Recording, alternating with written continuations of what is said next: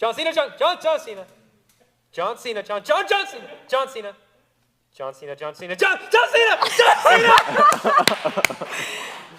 Oh, man. Okay, I'm gonna see if I get more luck saying Jesus. Oh. Jesus. Jesus! Oh no! How could you do dirty like that? Oh man, I should have known. If I used that word, it would be bad. It would be bad. Yeah. I'm sorry. All right. Hope you guys enjoyed that. I know we certainly did. I hope. Yeah, I But I did. think we need a little bit of voice rest now. Voice rest. Yes, so that means it's time for another Tart Talks about random things. And this week we'll be hearing from Serena about bridges and what it takes to build them. Let's roll that.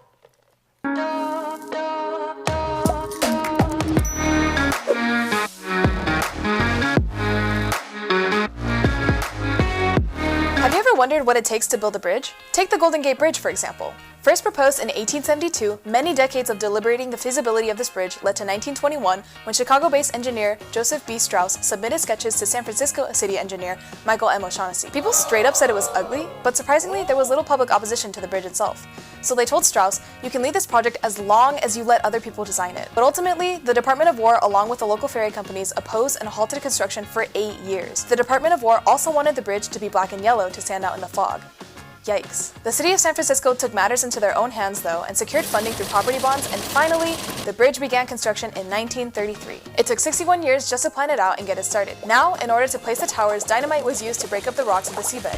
Divers then worked to guide the positionings to take place in the concrete. Portable air tanks weren't invented yet, so air for the divers had to be pumped through a long hose from the surface. They did this to create a huge oval-shaped concrete barrier to protect the base of the south tower. After they filled the bottom portion of the barrier, they pumped out the remaining 9.4 million gallons of seawater and finished the towers, each weighing 22,000 tons. The next step was to suspend the cables.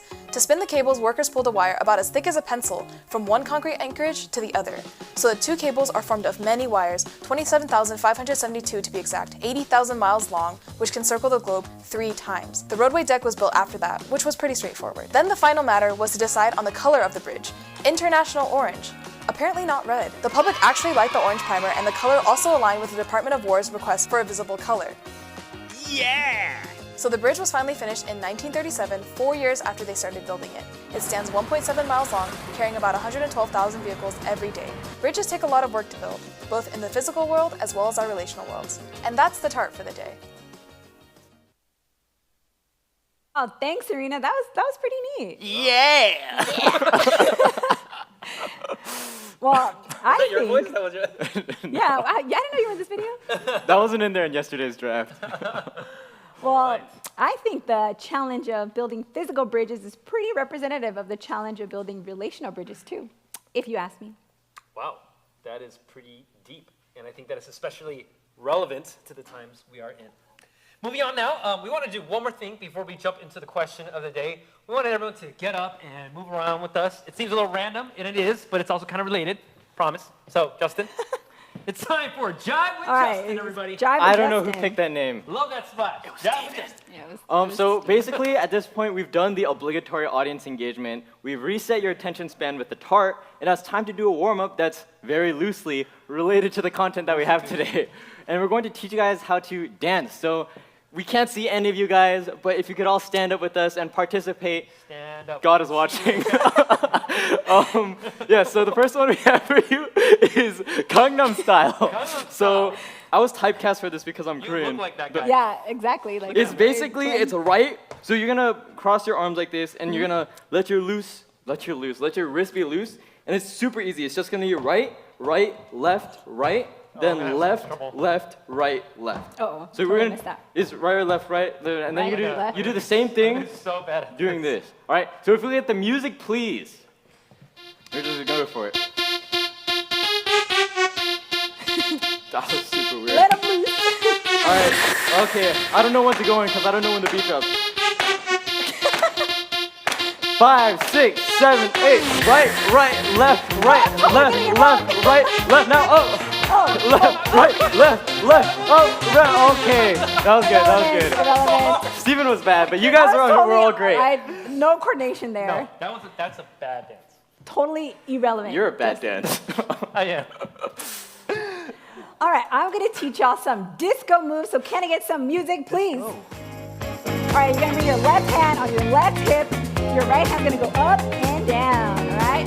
Up, down, all right? And then you can add some flavor. You can do some peace signs. Let me see those peace signs. You could do the drowning one too. Ooh, yeah. I don't think this is actually I'm swimming. You're the drowning. show, but Now I'm doing the butterfly.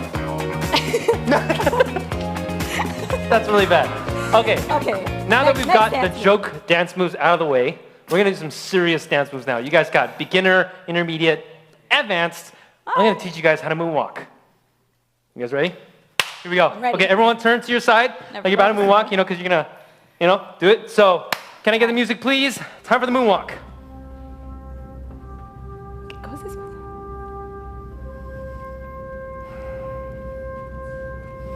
Do the moonwalk. Let's go, everybody. One small step for man, one giant leap for mankind. Do the moonwalk. Where'd you guys go? That is irrelevant, Steven. That was terrible. I'm sorry.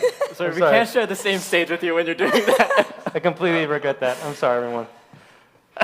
Okay, so that was Jive with Justin. Hope you guys are all warmed up and ready to go to tackle this question.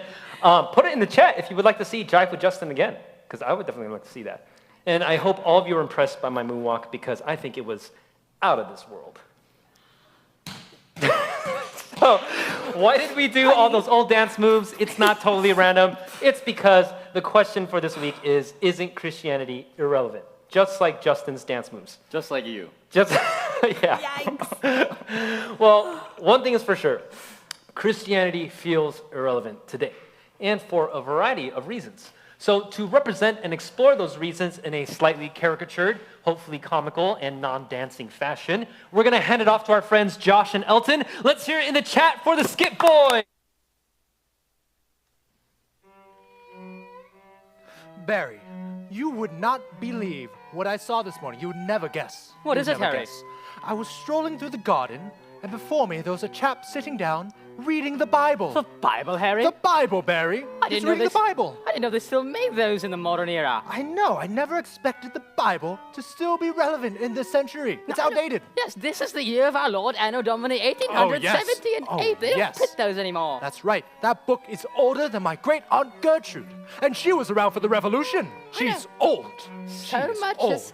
has happened between when it was written and now. Oh yes. Oh yes. Like the Enlightenment. The know. Enlightenment. And the scientific revolution? Oh yes, and the Industrial Revolution. I mean, look, Yes. Harry, this is the age of the light bulb. The light bulb and the Ferris wheel. And the did you know? Ferris wheel. Did you know? Just 4 Yes, years go ago, on, go on. our dear friend Samuel W. Francis himself Yes, Mr. invented the Francis. spork Oh, the spork. Yes, it's a spoon. and a fork At the same time. It is incredible. Cutting Christians, edge. the Bible's Yes. just no match for technology.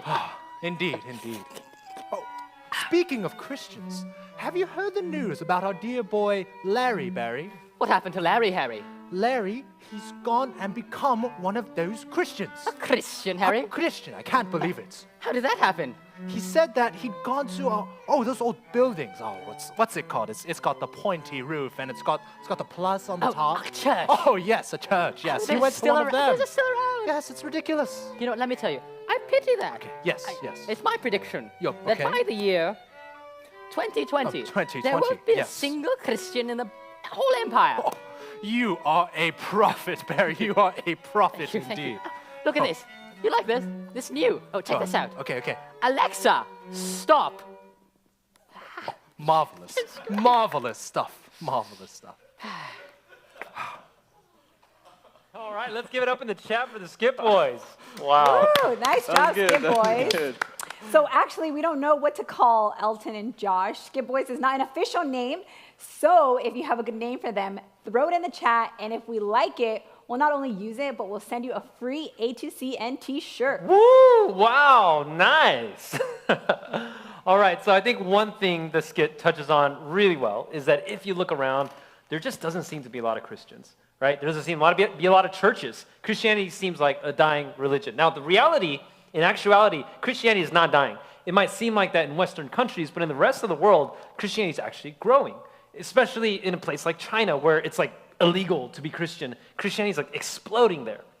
That being said, in our context, Christianity definitely feels irrelevant That's what college students in the United States experience, right? So in the chat, what are some things that make Christianity seem irrelevant? Can you guys answer that question? What are some things that make Christianity seem irrelevant to you today? Yeah, I mean, as a college student, you might be the only Christian in your school or among your group of friends, and then it really feels like Christianity is irrelevant. Yeah. Like, why be a Christian if no one else around me is Christian? Yeah, and I think from a point of view of a non-Christian, it might seem like church is this like dusty old institution that's faded into the background, like a trend that's gone out of fashion. And Christianity is a thing of the past that we don't take so seriously anymore, like pagers or cassette tapes. Like, imagine if you saw someone walking down the street with a pager strapped to their belt, you'd be like, what decade is this person stuck in? And, you know, it's like a similar thing with Christians nowadays. Yeah, I think that's really well put. Nothing against pagers, by the way. But yeah, like sometimes you see Christians on the news and they're saying this stuff and you're like, what? Is this guy from the medieval age or something, you know? But I think it might be surprising to some people that there's a lot of overlap actually between Christianity and modern society today. Our society was founded on and really shaped by Christian principles. I mean, if you take our U.S. Constitution, you take the abolitionist movement, the civil rights movement, Christianity played a huge role in all of those. And if you look at all the hospitals, the universities, the Ivy League colleges and orphanages, all those first things, there's a reason why so many of them are named Saint Blank or whatever, right? It's because they were started by Christians. So I can go on, but there are a lot of examples that show that today we really take for granted how much of our society we owe to Christianity. Yeah, I think all you said is pretty true. I guess I didn't really think about all those things. I mean, for me personally, I saw the Bible as this ancient, old book written years ago. Yeah. I didn't even think it could apply to my life. I mean, we're in the 21st century. There's all this technology and modern advancements in science. We have iPhones, the internet. I didn't quite know how the Bible could have anything to do with me. And then growing up, even when I went to church, I didn't understand the messages. I felt like they were so obscure. There was so much Christianese and jargon that I didn't get, and nothing really connected with me. Yeah, I think my experience of Christianity growing up was pretty similar to that. But for me, it was something that was always over there. Like, it was always present in the peripheries of my life. But, you know, it was always something that was like my grandparents' thing, or an old people thing, or like a thing of the previous generation. And it was never really like my thing. You know, it wasn't personal, it wasn't relevant to me. And I didn't understand how it was supposed to be relevant to me, since it didn't seem like it had any impact on my life. Like, did God really care, like, how my grades were and what college I'd go to? And, you know, like, what did Jesus have to do with my relationships with my friends? And my answer was always just like, I don't know. And I never really understood, and I never really tried to understand. So, like, Christianity was always just, like, over there, you know? Yeah, thank you guys for sharing that, actually. I think a lot of people could relate to those experiences. And man, there's a lot there. I don't know if we're going to be able to like talk about all those things, but maybe we could start off this way. Obviously, you guys are here, so something changed, right? And so what changed? Like, how did Christianity become relevant for you guys? Yeah, well, one thing for me was seeing Jesus as a relevant, relatable person. He deeply cared a lot about the things I cared about. He fed the hungry, cared for the sick, was against inequality, against religious persecution. And it was these aspects of the person of Jesus that made me think, wow, this is a really cool, radical revolutionary, and I'm here for it. Wow, nice. Yeah. So yeah, Jesus, cool, Yeah. awesome, yeah. Yeah, you know, same thing happened to one of my friends. He grew up in South Central LA, inner city, right? And because of living in that environment, he got really into social justice and minority rights, fighting for people of color, stuff like that. And what really got him curious about Christianity was realizing Jesus was poor. And he grew up in poverty, so he was like, dude, I know, you know, I know what that's like. And then he realized all of his heroes, you know, Martin Luther King, Malcolm X, they had tremendous respect and followed the example of Jesus, and that's when he became curious. That's when he was like, okay, Christianity, relevant. Now, that's one way. You see the person of Jesus as who he is, and it's compelling, right? But you also mentioned, like, you didn't understand the messages, and you heard a lot of Christianese. So, like, what do you mean by that? Yeah, so sometimes, you know, you go to church and it can feel like people are speaking a different language. And I'm guessing you probably experienced this too, but you'll hear words like redemption or led by the Spirit. Sin, salvation, repentance. Fellowship, like an internship, like a work program. Or like things like born again, body of Christ, penal substitutionary atonement. Yeah, like washed by the blood, anointed. Like, wait, whose blood? Wait, so you guys don't use those words in real life? Okay, never mind. I'm just kidding. Yeah, nobody uses those words in real life. So, yeah. Do you use them? No, well, as surely as the Lord lives, Truly, truly, I say to you, my dear brother and sister, Lord Jesus Christ, I do. No, I don't. No, nobody talks like that. All right, well, anyway, church, Christianity, the Bible, they were all like that until I came to college, actually. That's when I began to look closely and study the Bible with others. I saw that the Bible is really relevant and can speak into my life. And one story in particular was the story of the bleeding woman in Mark 5. So it's the story of a woman who has a discharge of blood for 12 years. And basically, she seeks help through various physicians. So she spends all her resources, money, time, and energy. But it doesn't get any better. Actually, it gets worse. And so she's considered unclean by society, is a social outcast, feels unwanted. But she hears that Jesus is coming to her town, and so she seeks him out because by now she's heard that he's been doing all this healing. But she doesn't think she's worthy to come before Jesus because of the stigma of her ailment. So she sort of like sneaks up on Jesus in the crowd, touches the edge of his robe, and then immediately like is healed. And she's trying to slip away unnoticed, but then Jesus calls her out in the crowd. And surprisingly, he takes the time to listen to her whole story, the 12 years of dealing with this sickness. He hears everything, the good, the bad, the ugly, the most intimate, embarrassing details about her. And then at the end of it, Jesus, who, is just so tender-hearted and fatherly, calls her daughter and says, your faith has made you well. And when he calls her that, that's when she's truly healed, not just physically, but spiritually, emotionally, her dignity restored as a person. And so similarly, I had several ailments. I experienced crippling shame in many forms. And one of the physicians of the world that I thought would heal those ailments was doing well academically and just trying to prove my worth that way. And then always coming out empty-handed. So when I heard that story, it struck me that this woman was fully known and accepted by Jesus. And before I read this, I didn't even know that that's what I wanted. I didn't know that I wanted to be fully known and loved and accepted and called a daughter. And this kind of story in the Bible identified with me in this way. So it no longer became this old book. It was meaningful and it was personable. Yeah, and for me, I'm kind of in the same boat. But for me, it was that the Bible seemed to accurately identify my personal experience of inconsolable longing. And I remember that it was something that I wasn't even consciously aware of. All I knew was that I was endlessly searching for something that I couldn't even quite identify. And it's like that sense of awe and wonder you get when you get away from the city lights and you see a sky full of stars for the first time. Or it's kind of like that sad prickling in your heart when you think back to some of the best moments of your life, only to realize that they've slipped into the past forever. And there was something that I was always looking for, that I'd always want to recreate and try and recreate, but that seemed like only existed in my memories. And there's this long C.S. Lewis quote, which pretty aptly describes the experience, and you can look this quote up online. And as he talks about this sentiment of longing, he also talks about how we'll never be able to find the things we're looking for in nature, in beauty, or in our memories.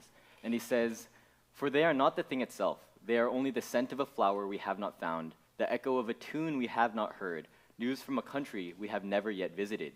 And the thing that struck me about the Bible is that it acknowledges the fact that people are always looking for something, and even offers an explanation as to why. In Ecclesiastes 3, it says that God has put eternity into the heart of man. And it was the first time that anything or anyone had suggested that my experience of deep yearning was not only valid, but actually expected. That I wasn't destined for an endless quest of searching for something I'd never find, but that there is a true home where I do belong. And that there is something or someone out there that I will one day be with that will finally satisfy that longing. Wow, thank you guys for sharing those stories. I think that's the experience of a lot of people who really get into the Bible, right? And as they study it, man, they find how profound it is.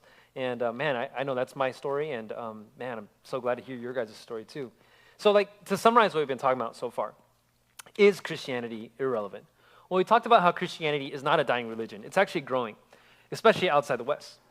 And we also talked about how we take for granted how much of our society is founded on and shaped by Christianity. But really what your stories are talking about is that although it could be initially hard, it can be initially hard to connect the Bible and my personal life. But when we study it, when we get beneath the surface, maybe someone comes in to help explain it to us, we touch upon something universal, applicable, relevant, and incredibly profound about life, right? So I want to take a few steps back, and I want to talk about one last thing today, which is what makes something relevant to our lives in the first place? How do we decide something is relevant or not? I think that's a question worth asking. So why don't we actually talk about that in the chat? What makes something relevant to your life in the first place? How do you decide that? Why don't you guys go and answer that for a little bit? But yeah, well, I mean, what are some of the answers you guys have to that? I mean, I think if it affects your daily life, that's one. If I care. Like, if it's something worth caring about. Okay. I guess that's like a answer within itself. Like, it's a circular answer, but. But yeah, that makes sense. Yeah. I think another thing might be like if culture seems to address it, if the society seems to be trending in society. I see in the chat some people talking about if my friends are talking about it, helps me out, changes what I do. Yeah, these are all really, really good answers. If it benefits me, yeah, that's a great one. If you find it helpful, right? Well, I think one way something becomes relevant to us is when it affects the things that really matter to us. If something really affects what matters to us, then it's like, boom, immediate relevance, right? So like in school, when the professor says, this is going to be on the final, suddenly that's really relevant, right? Everyone like kind of bends down and scribbles because that's what matters. He's telling you this matters, right?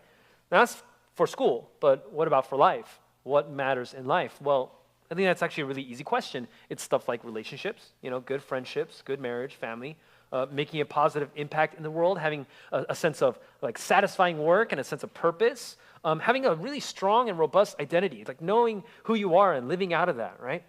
Those are the things that really matter to life.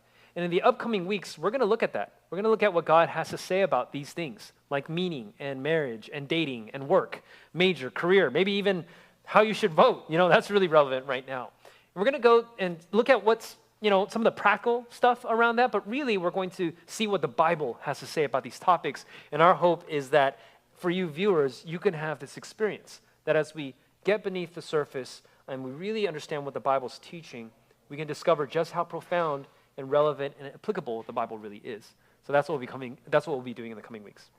Yeah, and so I hope you can join us next week as we explore some of the biggest topics for college students and what God has to say about them. And we know that some of you have left some questions for our segment Small Talk Big Questions that we haven't actually answered yet, and we will get to them eventually. And actually, before we wrap up, I saw some people in the chat mention that science has made Christianity irrelevant, and there are actually like a number of people who said that. I was wondering, Stephen, if you could point us to some resources that we could use to kind of address that. Yeah, I think that is another huge thing that makes just Christianity seem irrelevant. Like, hasn't science erased the need for that? Man, I would look up guys like Sean McDowell, J. Warner Wallace, look up science and faith, or you could look up science and the relationship between science and religious belief. We'll try to throw some links and update the description in a little bit, but that's definitely a relevant topic, and there's tons of stuff out there on YouTube about that. Yep. William Lane Craig and Reasonable Faith, also a good one. But until we answer those other questions that were dropped earlier, we'll be back here next week, same place, same time at 7:30 p.m. Yeah, don't forget to give us a thumbs up, subscribe, share, and follow our Instagram at A2CN. We'll see you guys next week. See you next week.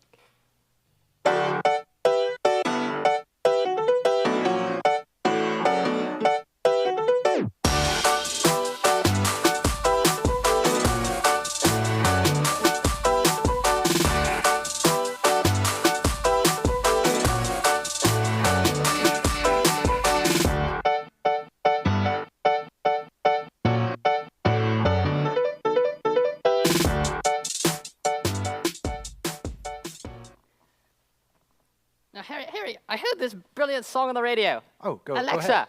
play A2CN live. Oh, Yes. is this what they call a slap? Yes, and I learned a new dance move. It's called the moonwalk. The moonwalk. Oh, I'll show you one of mine. It's called the Queen's English. Oh, it's lovely. It's lovely, Harry. I love it.